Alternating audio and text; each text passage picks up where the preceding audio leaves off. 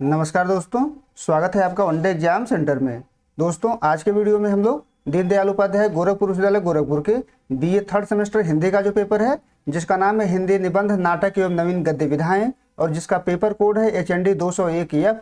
इसको आंसर की को देखेंगे और जानेंगे कि किस प्रश्न का कौन सा उत्तर आपका सही होगा। सत्र 2025-26 का पेपर है। चलिए बिना देर किए देख लेते हैं कि किस प्रश्न का कौन सा उत्तर सही होगा। आपका पहला प्रश्न है, हिंदी साहित्य के इतिहास में निबंध विधा किस युग की देन है? तो भारतेंदु युग का देन है। पहले का ए ऑप्शन आपका सही हो जाएगा। दूसरा प्रश्न है, विचार और वितर्क निबंध के लेखक हैं। किसके द्वारा विचार और वितर्क नामक निबंध की रचना की गई है? तो ऑप्शन सी आपका सही हो जाएगा। हजारी प्रसाद द्विवेदी के द्वारा इसकी रचना की गई है। आगे बढ़ते हैं, तीसरा प्रश्न देख लेते हैं।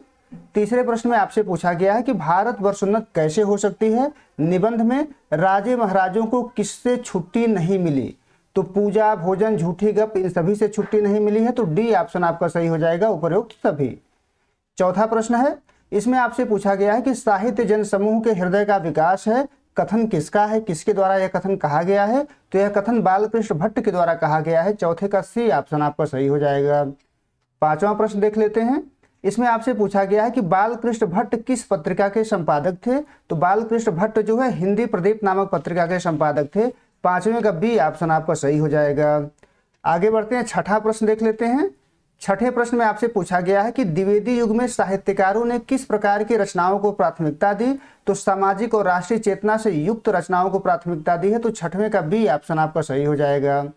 सातवां प्रश्न है, इसमें आपसे पूछा गया है कि आचार्य शुक्ल ने करुणा को किस श्रेणी के निबंधों में रखा है? तो करुणा को इन्होंने मनोविकार संबंधी निबंधों की श्रेणी में रखा हुआ है। सातवें का सी ऑप्शन आपका सही हो जाएगा। आठवां प्रश्न है, आठवें प्रश्न में आपसे पूछा गया कि करुणा निबंध के अनुसार शोक और करुणा में अंतर है। आपको बताना है कि शोक और करुणा में क्या अंतर है। तो बी ऑप्शन आपका सही हो जाएगा। शोक अपनी निज की इष्ट हानि पर होता है, जबकि करुणा दूसरों की दुर्गति या पीड़ा को देख करके होता है। तो आठवें का बी ऑप्शन आपका सही हो जाएगा। नौवां प्रश्न है, नौवें प्रश्न में आपसे पूछा गया है कि देवदारू वृक्ष की मुख्य विशेषता है। कौन सी विशेषता इसमें से देवदारू वृक्ष की है? तो सी ऑप्शन आपका सही हो जाएगा। यह पर्वतों पर अडिग रहता है और दृढ़ता का प्रतीक है। तो नौवें का सी ऑप्शन आपका सही हो जाएगा।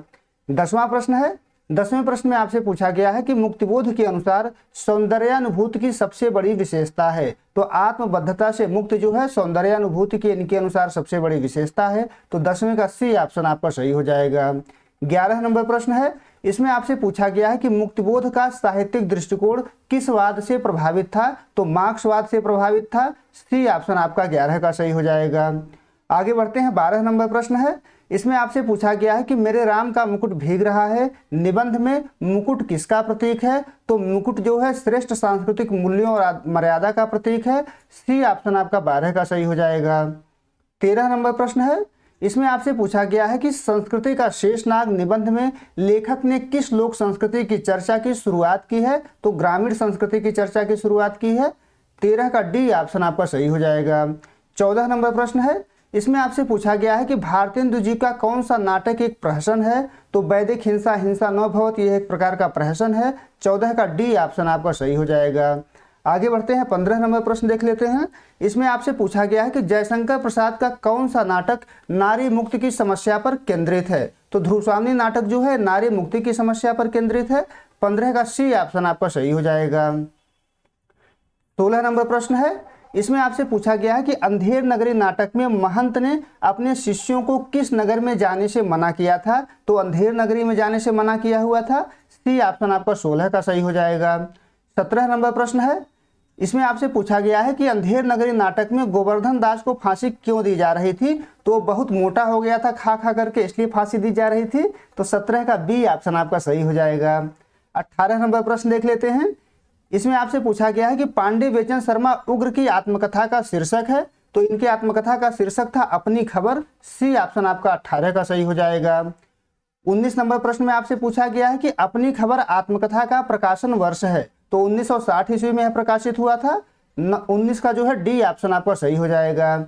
20 नंबर प्रश्न है, इसमें आपसे पूछा गया है कि उग्र जी ने अपनी आत्मकथा में अपने जीवन के कितनों वर्षों का वर्णन किया हुआ है? तो कुल 20 वर्षों का वर्णन किया हुआ है। बी ऑप्शन आपका 20वें का सही हो जाएगा।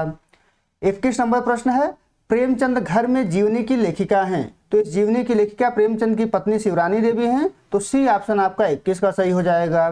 22 नंबर प्रश्न है, इसमें आपसे पूछा गया है कि शिवरानी देवी के अनुसार प्रेमचंद का स्वभाव था, बहुत ही घरेलू और भावुक स्वभाव था, बी ऑप्शन आपका 22 का सही हो जाएगा। 23 नंबर प्रश्न है, भोला राम का जीव के लेखक हैं, तो इसके लेखक का नाम हरिशंकर परसाई है, ए ऑप्शन आपका 23 का सही हो जाएगा। 24 नंबर प्रश्न देख लेते हैं। इसमें आपसे पूछा गया है कि नारद मुनि ने पेंशन विभाग के अधिकारी को भोला राम की फाइल आगे बढ़ाने की क्या रिश्वत दी थी, तो अपने बीड़ा को उन्होंने दिया हुआ था, बी ऑप्शन आपका 24 का सही हो जाएगा। 25 नंबर प्रश्न है, भोला राम का जीव कहाँ अटका हुआ था, तो पेंशन की फाइलों पर अटका हुआ था, 25 का सी ऑप्शन आपका सही हो जाएगा। 26 नंबर प्रश्न है, इसमें आपसे पूछा गया है कि राहु सांकृत्यायन ने अपनी पहली तिब्बत यात्रा कब की थी, तो 1929 और 30 में की थी, ए ऑप्शन आपका 26 का सही हो जाएगा। 27 नंबर प्रश्न है, इसमें आपसे पूछा गया है कि तिब्बत के रास्ते में मिलने वाले आखिरी गांव का नाम था, तो इसका स्पष्ट उत्तर हमारे पास नहीं है, अगर आपको पता है तो कमेंट करके जरूर बताइएगा। आगे बढ़ते हैं, 28 नंबर प्रश्न देख लेते हैं। इसमें आपसे पूछा गया है कि लेखिका ने गिल्लू को किस पक्षी के हमले से बचाया था, तो कौवे के हमले से बचाया हुआ था, 28 का सी ऑप्शन आपका सही हो जाएगा। 29 नंबर प्रश्न है, इसमें आपसे पूछा गया है कि ऋण जल धन जल किस विधा की रचना है, तो ऋण जल धन जल जो है रिपोर्टाज है, सी ऑप्शन आपका 29 का सही हो जाएगा। 30 नंबर प्रश्न है, ऋण जल धन जल में किस आपदा का वर्णन है, तो यहाँ पर जो ऑप्शन दिया हुआ है एक भी ऑप्शन नहीं है सही है, इसमें बाढ़ और सूखे का वर्णन किया गया है, तो यहाँ बाढ़ और अकाल दिया हुआ है, तो इस हिसाब से बी ऑप्शन आप सही लगा सकते हैं यहाँ पर। आगे बढ़ते हैं, 31 नंबर प्रश्न है, यहाँ पर आपसे पूछा गया है कि भाषा योग वशिष्ठ के लेखक हैं, भाषा योग वशिष्ठ के लेखक रामप्रसाद निरंजनी हैं, 31 का ए ऑप्शन आपका सही हो जाएगा। 32 नंबर प्रश्न है, इसमें आपसे पूछा गया है कि आचार्य रामचंद्र शुक्ल ने किस लेखक को हिंदी का प्रथम प्रौढ़ गद्य लेखक स्वीकार किया है, तो रामप्रसाद निरंजनी आपके सही हो जाएंगे, बी ऑप्शन आपका 32 का सही हो जाएगा।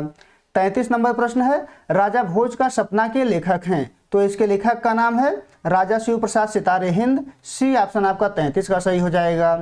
34 नंबर प्रश्न है, प्रजा हितैषी पत्र के संपादक थे, तो इस पत्र के संपादक राजा लक्ष्मण सिंह थे, बी ऑप्शन आपका 34 का सही हो जाएगा।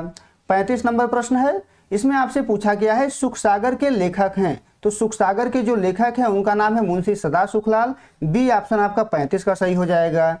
आगे बढ़ते हैं, 36 नंबर प्रश्न देख लेते हैं।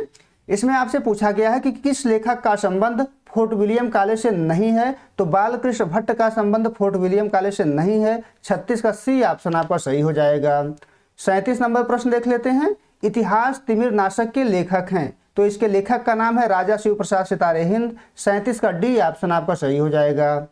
38 नंबर प्रश्न है, इसमें आपसे पूछा गया है कि खड़ी बोली हिंदी गद्य के प्रारंभिक 4 उन्नायक हैं, तो लल्लूलाल सदल मिश्र, मुंशी सदा सुखलाल और ईसा अल्लाह खान हैं, बी ऑप्शन आपका 38 का सही हो जाएगा। 39 नंबर प्रश्न है, बद्री नारायण चौधरी प्रेम घन का संबंध किस पत्रिका से है, तो आनंद कादम्बरी नामक पत्रिका से है, बी ऑप्शन आपका 39 का सही हो जाएगा। 40 नंबर प्रश्न है, सरस्वती पत्रिका का संबंध है, सरस्वती पत्रिका का संबंध जागरण सुधार काल यानी द्विवेदी युग से है, बी ऑप्शन आपका 40 का सही हो जाएगा। 41 नंबर प्रश्न है, नाटक नामक निबंध के लेखक हैं, तो नाटक नामक जो निबंध है वो भारतेंदु हरिश्चंद्र के द्वारा लिखा गया था, बी ऑप्शन आपका 41 का सही हो जाएगा। 42 नंबर प्रश्न है, चिंतामणि किस लेखक के निबंधों का संकलन है, तो चिंतामणि जो है रामचंद्र शुक्ल के निबंधों का संकलन है, सी ऑप्शन आपका 42 का सही हो जाएगा। 43 नंबर प्रश्न है, नाचिकेतोपाख्यान किस लेखक की कृति है, तो सदल मिश्र के द्वारा यह लिखा गया था, बी ऑप्शन आपका 43 का सही हो जाएगा। 44 नंबर प्रश्न है, पंडित विद्यानिवास मिश्र द्वारा लिखित निबंध नहीं है, तो नाखून क्यों बढ़ते हैं, ये विद्यानिवास मिश्र के द्वारा नहीं लिखा गया था, ये हजारी प्रसाद द्विवेदी के द्वारा लिखा गया था, तो 44 का डी ऑप्शन आपका सही हो जाएगा। 45 नंबर प्रश्न है, रस मीमांसा नामक आलोचनात्मक कृति के लेखक हैं, इसके लेखक रामचंद्र शुक्ल हैं, तो 45 का डी ऑप्शन आपका सही हो जाएगा। 46 नंबर प्रश्न है, इसमें आपसे पूछा गया है कि मनुष्य की प्रवृत्ति में शील और सात्विकता का आदि संस्थापक ही मनोविकार है, यह पंक्ति है, यह पंक्ति रामचंद्र शुक्ल की करुणा नामक निबंध से लिया गया है, तो ए ऑप्शन आपका 46 का सही हो जाएगा। 47 नंबर प्रश्न है, निम्न में से कौन सा निबंध हजारी प्रसाद द्विवेदी का नहीं है, तो मित्रता जो है हजारी प्रसाद द्विवेदी का निबंध नहीं है, यह रामचंद्र शुक्ल का निबंध है, तो ए ऑप्शन आपका 47 का सही हो जाएगा। 48 नंबर प्रश्न है, रंगमंचीयता के दृष्टि से प्रसाद जी के किस नाटक को सफल माना गया है? तो ध्रुव स्वामिनी नाटक को सफल माना गया है। ए ऑप्शन आपका 48 का सही हो जाएगा। 49 नंबर प्रश्न है, मंदाकिनी किस नाटक की पात्र है? तो मंदाकिनी जो है ध्रुव स्वामिनी नामक नाटक की पात्र है। सी ऑप्शन आपका 49 का सही हो जाएगा। 50 नंबर प्रश्न है, गिल्लू किस विधा की रचना है? तो गिल्लू जो है रेखा चित्र है जो महादेवी वर्मा के द्वारा लिखा गया है। सी ऑप्शन आपका 50वें का सही हो जाएगा। उम्मीद है दोस्तों आपको ये वीडियो पसंद आया होगा। अगर वीडियो अच्छी लगी तो चैनल को सब्सक्राइब कर लीजिए, वीडियो को लाइक और शेयर कर दीजिए। बहुत बहुत धन्यवाद।